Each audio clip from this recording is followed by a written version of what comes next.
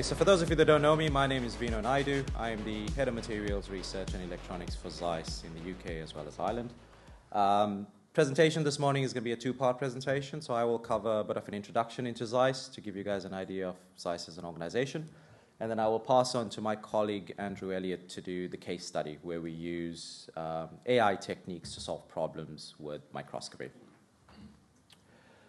So looking at an introduction of ZEISS. So ZEISS is an international optics company. A lot of you may know ZEISS because of the optics we developed that go into the ASML systems.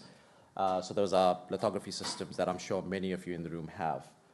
So that's one part of the business. SMT also makes photomask solutions, which I'll cover shortly in a couple of slides. If we look at going forward, other business groups, we have Industrial Quality and Research Business Group, which is made up of two organizations. So we've got Industrial Quality Solutions and Research Microscopy Solutions. Both Andy and I work for Research Microscopy Solutions, where we supply microscopes to the industry. We also have Medical Technology as a business group, where we do surgical microscopes, ophthalmic devices, etc. for the market.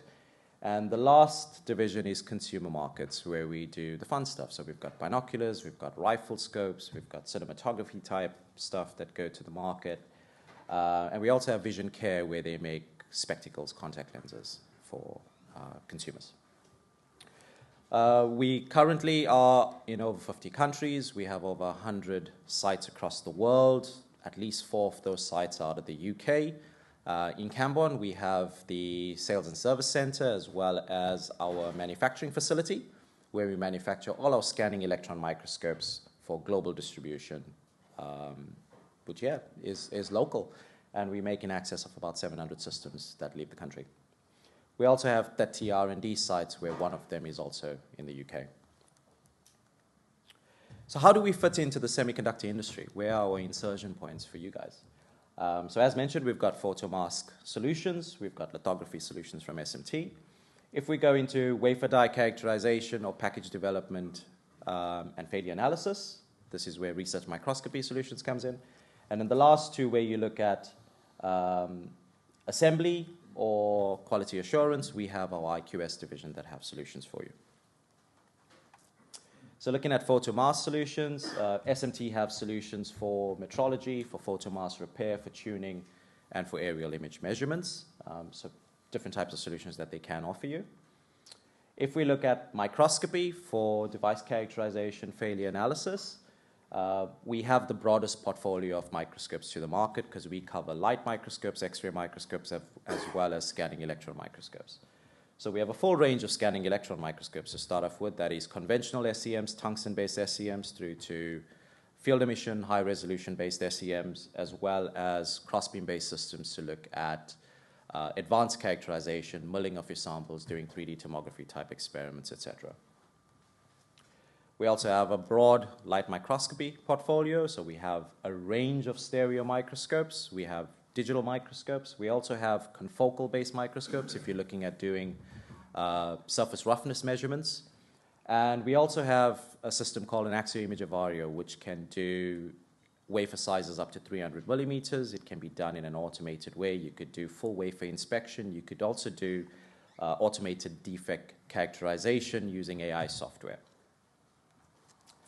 And then we also have X-ray systems. So we have 2D X-ray tools. We also have 3D X-ray tools. The top two are supplied by IQS, where they can put really big parts into the X-ray system, and you can non-destructively image those and find defects, failures, etc. The bottom two we supply from Research Microscopy Solutions. They are higher resolution tools, completely 3D tools, and you can put up to 300 millimeter wafer sizes into these systems for higher resolution defect characterization. Andy will cover this in a lot more detail when he comes up shortly. Then the last slide is IQS, where they cover CMM type solutions. And again, they have a range of systems to look at doing different types of parts, different types of size parts, as well as measurement accuracies that you can get out of CMM tools. So with that, I'd like to hand over to Andy. Oh, there's one more. We also have software solutions. So as I mentioned, we can do automatic defect inspection solutions. We have connected software where you could look at finding defects in your light microscopes, correlate that through to your SEMs, correlate that through to X-ray microscopes, or in any order that you'd like. So it's a one-stop shop to be able to accurately find your defects, characterize your defects, and get a result. Now I'm done. I'll hand over to Andy.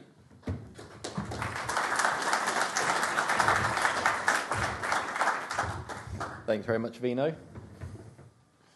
Right. Yeah, so my talk's going to be a little bit more focused. Veno gave you a nice overview of what ZEISS has done, but my talk follows on from a blog post that we actually released with the NMI, which was focusing on how AI, which is a very broad topic, fits into microscopy, which is what me and Veno work on. So I only have a short introduction just to say that my talk, as Veno mentioned, is going to focus on the sort of X-ray side of things. So sort of in the middle here where you have the sub-X-ray, sub-micron 3D X-ray sort of tools. So AI in microscopy. As I said, AI is a very big topic, and it covers a lot of ground, shall we say. But in microscopy, AI is very much more focused on the machine learning and in certain cases in the deep learning sort of aspects. And I just put a little table up here just to explain the key differences, certainly from a microscopy standpoint, on those different techniques. So with machine learning, both aspects have some sort of training requirement to make sure you can understand your data sets. But how big that training data set needs to be is different for a general machine learning purpose and a deep learning purpose. So machine learning, you can get away with slightly smaller data sets and still get good results, whereas deep learning, you need a lot more a lot more data, because deep learning is based off neural networks. So you need a lot more data to feed in before it starts understanding what's going on. And then the final point is on the processing power that you need, which is obviously important when you're doing image analysis. So machine learning requires, it requires some processing power, but doesn't necessarily require anything too fancy. Whereas deep learning neural network style algorithms do require a lot of processing power. I mean, just for an example, the stuff I'm going to talk about today, the computer that's done on, that's half a terabyte's worth of RAM alone on that computer. So it does require some serious computing power. So we have several different stages in a microscopy workflow. And what I would like to start by saying is that we can implement AI or machine learning in every single stage. So when you want to look at your sample in some detail, you'll obviously have some form of sample prep. You might not have any sample prep at all, but usually there is some stage there. Then obviously you have the imaging stage where you're capturing the data, but it used to be a case where you might just stop at the imaging and be like, that's a nice image. But these days you have to do so much more to it. You might have to do some processing stages, and you might have to do some data analysis stages. But my talk today is going to focus primarily on the processing aspect of this. But as I said, AI can be implemented in any of these stages. Just a very brief look at X-ray CT, just in case there's anyone in the room who's not aware of what X-ray CT is. Unfortunately, it's not a semiconductor sample. This is an apple, but it's one that we quite often use in our marketing. So you have a point source here, just on the left of X-rays, goes through your sample, creates an image on the X-ray detector at the end. And then what it does is you basically can sort of zoom in and zoom out by moving the sample closer to the source or further away. And then what you're doing is you're rotating the sample and you're capturing an image at each stage. So people might have had a CT scan at hospital, for example. It's exactly the same principle. This is just showing it in a bit more detail. So you capture some projections, but then what you have to do is you have to do a 3D reconstruction stage to actually generate your data. It's not, you can't just capture all those slices and expect a 3D data set to pop out. And then what this allows you to do is basically move through the sample in what we call virtual slices. So it's basically computed this 3D structure, and then you can move through it in any which way you want. So you can see every aspect of your sample in 3D. And then what this really allows you to do is some quantitative analysis. It's all nice getting nice, pretty pictures, but really the stuff that matters when you're doing things is the data analysis. So AI for CT reconstruction.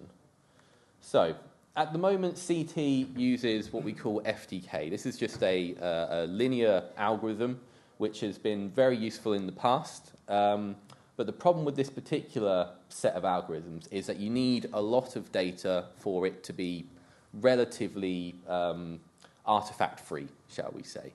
And the problem that this causes is that that means you have to take longer for your scans. That's both exposure and both number of slices that you need to reconstruct your final data set. And obviously, when you're working in a semiconductor industry, time is of the essence. So anything we can do to speed up that process helps you guys. And so what ZEISS have done, and what other people have also done, is implement, this is in this case a neural network-based model, so ZEISS is called Deep Recon. And you have this more traditional workflow, I'd say, where you capture a training data set. So let's say you have a sample, you capture a training data set which trains your neural network, and then you can start capturing more, other samples. And then you can apply this neural network, and that gives you a final reconstruction. There is actually a slightly different way that I haven't shown here, is that you can actually, because you get so much data with CT, you can actually self-train as well, which speeds up the process further. So you can go even faster than this. I'm just going to show you a quick example.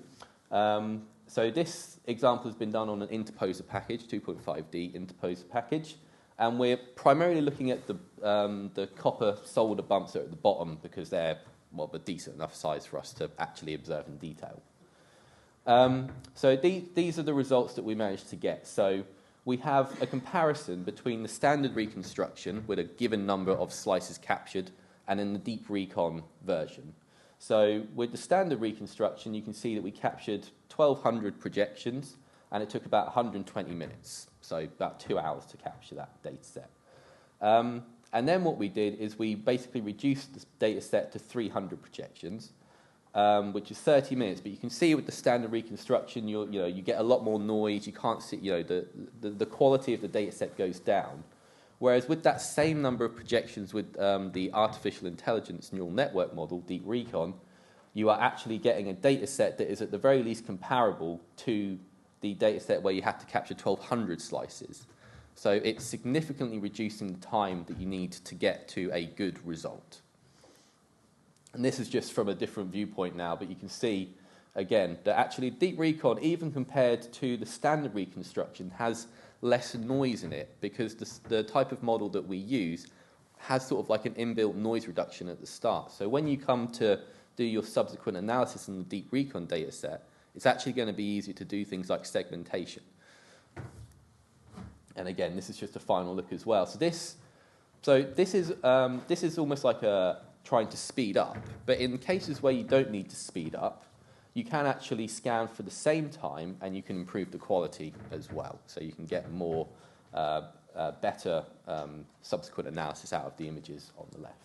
Last bit I'm going to look at is AI for what we call super resolution. So one problem that we have as well is when you want to capture a data set in really high resolution to see those really fine cracks, is that you typically will have to do, so you can get a large overview image, which is going to be low resolution, but if you want to do high resolution, what you used to have to do is capture lots and lots and lots of high resolution data. And that obviously takes lots and lots of time, and that is not something that we necessarily have. But what super resolution can do is you can take an overview image, you can take a single high resolution image, and then you can upscale the data across the whole data set. And that really does speed up your workflows. And it sounds a bit like black magic. So, but rest assured, we have tested this thoroughly, and there are what I would call limits to how far you can push it. So you can't capture like a very tiny data set and apply it across like a massive field. But it does have its uses. So this is how, it's a bit boring, this slide. This is how it roughly works, though. So you basically use a deep learning model to create what we call a point spread function, which assesses basically all the intricacies of the system, all the different things that affect the resolution. And this is, again, so this is an A12 control board on old Apple iPhone. And you have a digitally zoomed in large field of view and a high resolution scan. Obviously, very clear to see the difference. And then this is an exact comparison of what we call the AI resolution recovered and the high resolution scan. So what I would say, it's not absolutely perfect, the AI resolution recovery, but it gives a really good, sorry, almost done. It gives a really good sort of, it captures most of the data points, and the most important thing is it's not bringing out anything that wasn't there before in the previous data set. So the problem with the low resolution data set is the stuff's there, it's just not quite sharp. All it's doing is bringing out the sharpness in those data sets. Okay, so very quick conclusion is that AI subsets, machine learning and deep learning can be spread across microscopy. I've only given a few examples today. And one key area that I have shown is in the reconstruction of CT data sets. And it can be used to improve both throughput and quality of the reconstructed data. And I'll really just move on to the last point, is that as long as you use AI sensibly, it can be a really powerful tool in microscopy. And it can improve speed, quality, and automation in your processes. Thank you very much.